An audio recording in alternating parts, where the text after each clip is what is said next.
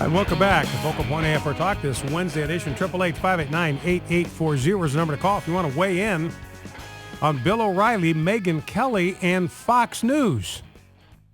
888-589-8840, or you can weigh in on my appearance on the BBC last night.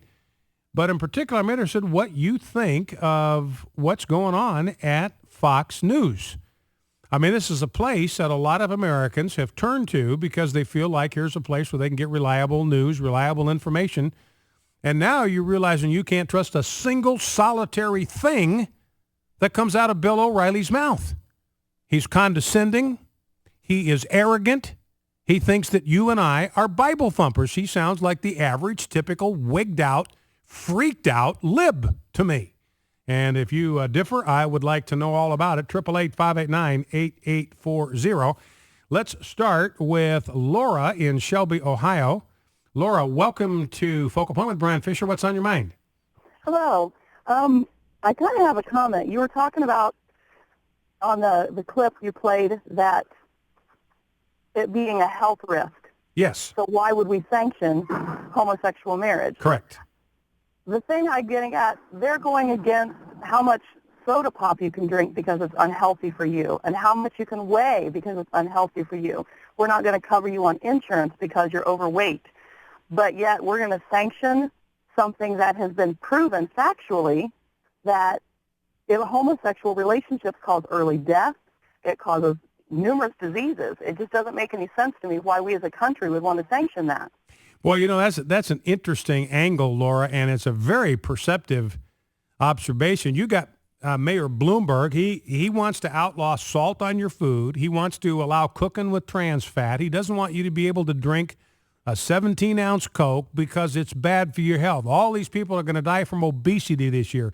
It's lethal. It's fatal. We've got to do something. We've got to educate the public. We've got to protect you from yourself. And your point, Laura, if you look at the health risks involved in homosexual conduct and you compare that to drinking a 17-ounce Coke, there's simply no comparison. If we're going to take these draconian steps to protect people from themselves and protect them from the health risks of their behavior, we ought to put our energy into getting people to stop engaging in homosexual sex. I think that's a brilliant point you're making. Exactly. That just didn't make any sense to me. And as you said that today, I'm like, why would we sanction it? Why would we go, yes, that's exactly. We want our children to do that. We want our children to grow up and do something that's going to cause them early death and disease. Yeah. Well, you know, and you think, Laura, about and this is one of our strongest arguments, I believe, frankly, is the fact that homosexual behavior itself is unhealthy. It's immoral, but it's also unhealthy. It is dangerous to human health. And you think, Laura, about the billions and billions and billions of dollars that we spend trying to convince kids not to take up smoking. Why? Because it will shorten your lifespan. It will compromise your health. And we know that the risks are far worse in homosexual conduct. Yes. All right, Laura, listen, that's a brilliant observation. Thank you, Laura. Very, very good. Let's go to MC in Houston, Texas. MC, welcome to Focal Point with Brian Fisher. What's on your mind? Hi, Brian. I thought your exchange with BBC was excellent. It was very well spoken. It was spoken in love, and I thought you did a great job of defending your cause, and I thought it was great. Of course, you didn't have enough time to add other things like what's to keep a man from marrying his mother and, you know, those types of things that would naturally extend from allowing gay marriage. But the thing that I keep going back to is the fact that, you know, God gave us the Bible, and it is a set of absolute truths.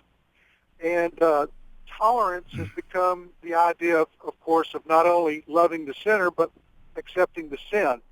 And that goes against the absolute truths in the Bible. God gave it to us as protection. He put a fence around us and said, don't go over that fence so that you can stay safe and have a happy and prosperous life. If you go over that fence, it's going to lead to your demise. And what I see happening is, you know, I sin every day. I do mistakes, and God is always merciful and gracious to help me get back on track. But when I hop over that fence and say, God, I'm not going to obey your absolute truths anymore because I feel like I have a better idea, then I've entered into judgment and the repercussions that occur.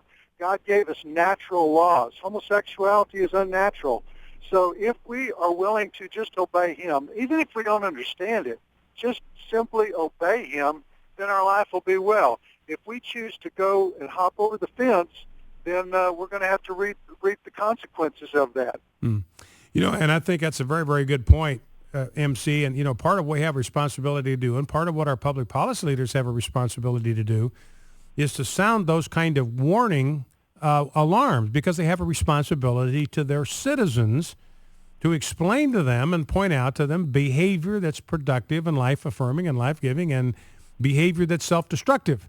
Now, you don't even have to punish every form of self-destructive behavior. I mean, the very minimum that we ought to do with homosexuality is say, look, we're not going to promote this behavior. We're not going to sanction it. We're not going to give it special protections of law. We may not throw people in jail that practice it, but we're going to make it contrary to public policy because we don't think it's a smart idea for anybody to do this. Now, if people want to go out and do it, I mean, we can't stop them, but they're going to have to realize that there are consequences that come with those choices. They're going to have to live with those consequences. They're going to have to bear those consequences, and they don't have the right to come back to the rest of society and insist that we pay to remediate the consequences of their own behavior. So step one is just to say, look, we're not going to endorse this kind of behavior because it destroys people that engage in it. We're not going to give it special protections. We're not going to call it marriages, because then we would be sending a signal that this behavior is perfectly normal. It is perfectly healthy. It is a normal alternative and variant to heterosexuality, and we know for a fact that it'll kill you. I've been talking for the last couple of days about the fact you've got this meningitis outbreak in New York City. 7 people are dead. And the way the meningitis bug is being transmitted is through anonymous homosexual sex. And we know that promiscuous sex, anonymous sex, is is part and parcel of the homosexual community. It's part of that lifestyle. So again, this is just not behavior any rational society ought to promote. All right, MC, anything else you want to add? I do. I wanted to say that I'm reading the biography of Roger Ailes now, who started the Fox News Channel. Yes. It's a great book. He's a great man. He helped several presidents get elected, and that's where he got his start. He is ideologically a conservative, but his background is not Christian, and he doesn't come from a Christian viewpoint. So you got to understand, logic enters into a lot of what goes on Fox News as opposed to absolute truth. Yeah. And I think our jobs as Christians is to hold up absolute truth in love, just like God does. We're not judging anybody. We're not saying you're bad, we're good. We're just saying these are the absolute truths, and we believe God, and we want to stick with these absolute truths and hold it up as a standard. And I think God will do the rest. If we just continue to stand up and say, look, we love you guys, but this is the absolute truth, we've got to walk in that truth because God said so. Yeah. And then just continue to love them and let God, carry on from there. Yeah, and that's a great point, MC. And, I even think that the way we ought to put it is not, I love you, but I have to take issue with the normalization of homosexuality. We say, I love you, and because I love you, I want you to understand the truth about what homosexual conduct will do to your health. It's because I love you that I want you to have this information. If I didn't like you, if I didn't like homosexuals, if I hated homosexuals, if I was bigoted toward homosexuals, then I would not want them to know the truth about how self-destructive their behavior is. My attitude would be, hey, that's the bed they want to make. Let them lie in it. They want to kill themselves. Let them knock themselves out. I'm not going to say a word. But that's not where we're coming from. We don't want anybody. I mean, we know what AIDS does to people. We know how it destroys. It shortens their lifespan. It leaves them weakened, unable to fend off. We don't want that for anybody. We love people. We don't want to see them suffer from the ravages of a disease like that and all the other hosts of sexually transmitted diseases that come with homosexual behavior. We don't want to see people dying of meningitis because they're having anonymous sex in some bathhouse. Who wants that for anybody? We want people protected from that. We want them spared from that. So it is our love for homosexuals and our desire to see them make life-affirming choices. That's why we feel compelled to speak the truth about homosexual conduct. All right, MC, thank you. Let's go to Chris in Louisville, Kentucky. Chris, you're on Focal Point. What's on your mind? Hi, Brian. Hey. I've read all your blogs, and I saw you on the BBC, and I know that there's a lot of studies that are out there that you could be quoting, but you really should stop quoting their generous study. It was really a bad study. Well, let me, while I got you here, Chris, let me just read a piece from the Wall Street Journal. Okay? This is a piece by Nelson Lund, who is a professor at George Mason University School of Law in Arlington, Virginia. So this is a piece that came out today in today's Wall Street Journal by a professor at George Mason University School of Law. And he says this: there has been only one study using a large randomized sample, objective measures of well-being, and reports of grown children rather than their parents. This research by Mark Regnerus, a sociologist at the University of Texas, Austin, found that children raised in a household where a parent was involved in a same-sex romantic relationship were at a significant disadvantage with respect to a number of indicators of well-being, such as depression, educational attainment, and criminal behavior, compared with children of intact biological families. So there you have it, Chris. He's saying this is the best study that's out there. It's the most extensive longitudinal study, and it says that they fare worse. This is Wall Street Journal, professor of law at George Mason University. So, Chris, I'm going to go right on talking about Mark Regnerus until I draw my last breath. Mr. Fisher, would it be all right if I gave a quick response to that? Yeah.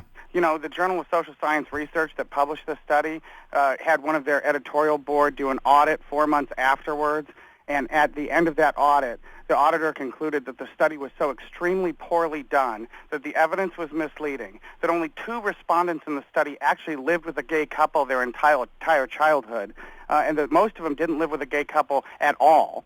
Okay, well, Chris, you understand, you know, and Lund talks about the fact that activists have gone after Regnerus' study, hammer and tongs, because it threatens them, it frightens them.